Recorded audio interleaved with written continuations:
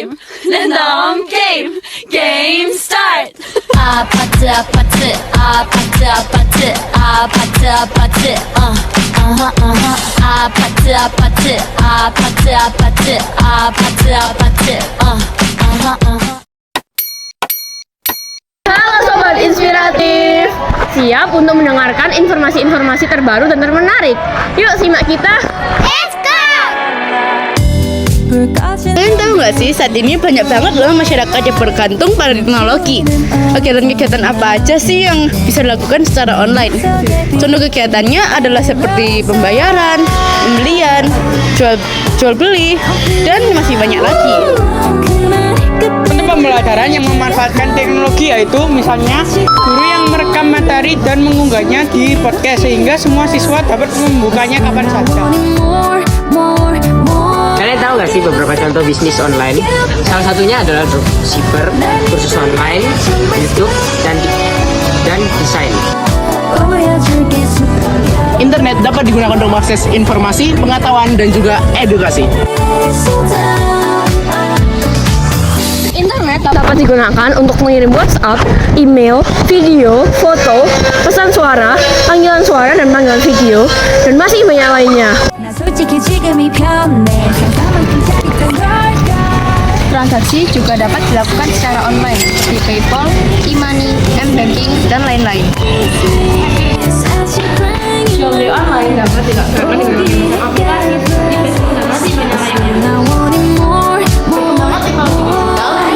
Sebagai metode pembayaran, salah satunya adalah metode secara online.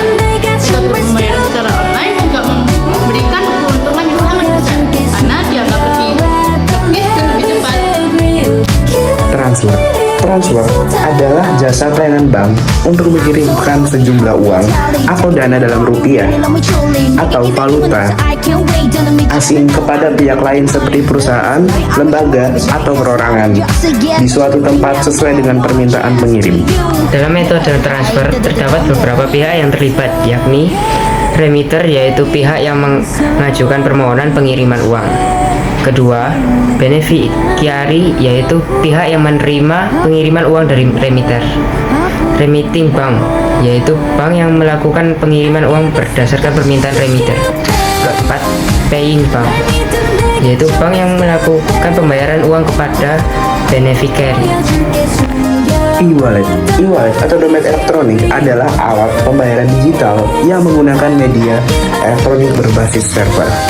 Biasanya e-wallet berbasis server yang proses pemakaiannya memerlukan koneksi internet yang bagus. Menurut Situs Bank Indonesia, e-money atau uang elektronik adalah alat pembayaran secara online. Jadi, nilai uang disimpan dalam media elektronik. Para pengguna harus mengirimkan uang terlebih dahulu kepada penerbit sehingga dapat melakukan transaksi.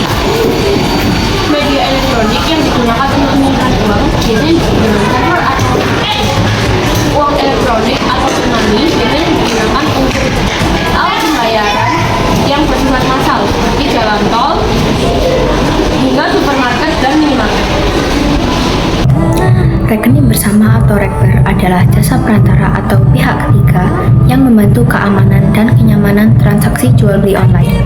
Tahukah kalian, rekber muncul karena maraknya penipuan dalam transaksi jual beli online loh, sehingga beberapa orang akhirnya tergerak untuk membuat sistem rekber ini. PayLater adalah salah satu fasilitas keuangan dengan metode cicilan tanpa harus membayar. Selanjutnya, Direct Debit. Mengutip situs HSBC, Direct Debit adalah salah satu jasa pembayaran otomatis yang memfasilitasi pelanggan untuk melakukan pembayaran rutin secara otomatis melalui akun nasabah tersebut. Metode pembayaran ini biasanya dilakukan untuk transaksi pembayaran yang dilakukan secara rutin, seperti tagihan listrik, asuransi, dan masih banyak lagi. Direct debit memiliki kelebihan terutama bagi pengguna yang sering lupa membayar tagihan rutin. Namun, resiko dari metode ini adalah pembayaran akan terus dilakukan secara otomatis meskipun pengguna tidak lagi menggunakan produk yang dibayar, kecuali jika pengguna sudah berhenti menggunakan layanan direct debit. QR code adalah sebuah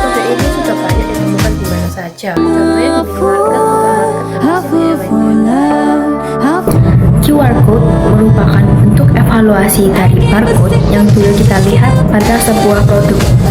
QR Code dapat memuat berbagai informasi seperti harga produk, alamat URL, teks, hingga nomor telepon.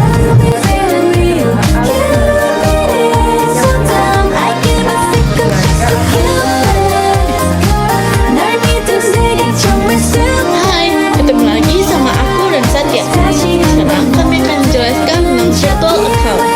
Mengutip situs SPC, virtual account adalah akun virtual yang difungsikan untuk menerima pembayaran dan memfasilitasi pelanggan untuk mengidentifikasi suatu pembayaran dari akunnya. Cara penggunaan virtual account adalah dengan memasukkan sederet angka VH tersebut ke akun bank pengguna. Lalu akan muncul jadwal pembayaran yang harus dilakukan. Metode pembayaran dengan virtual account ini memudahkan pengguna tidak perlu kesulitan menghafal nominal yang harus dibayar atau nomor rekening tujuan. Namun, pembayaran menggunakan virtual account juga memiliki resiko karena pengguna sering salah memasukkan nomor virtual account, membuat transaksi tidak bisa diproses ataupun dibatalkan karena salah pengiriman. Banking adalah transaksi perbankan melalui media ponsel baik dalam aplikasi bank maupun aplikasi bawaan operator seluler. Mobile banking bermanfaat untuk memudahkan transaksi finansial maupun non-finansial tanpa harus datang ke kantor cabang bank. Cukup menggunakan ponsel yang memiliki akses internet. Transaksi yang biasanya dilakukan dengan m-banking antara lain transfer antara rekening atau antar bank, pembayaran tagihan, pembelian pulsa, dan info mutasi rekening. Kami juga memiliki tips untuk bertransaksi online secara aman. Yang pertama, teliti memilih produk dan toko. Yang kedua, hati-hati dalam melihat harga. Yang ketiga, mengamankan data pribadi. Yang keempat, simpan bukti transaksi online. Yang kelima, memastikan keamanan perangkat yang dipakai. Yang keenam, gunakan keamanan berlapis. Yang ketujuh, memilih metode pembayaran yang aman.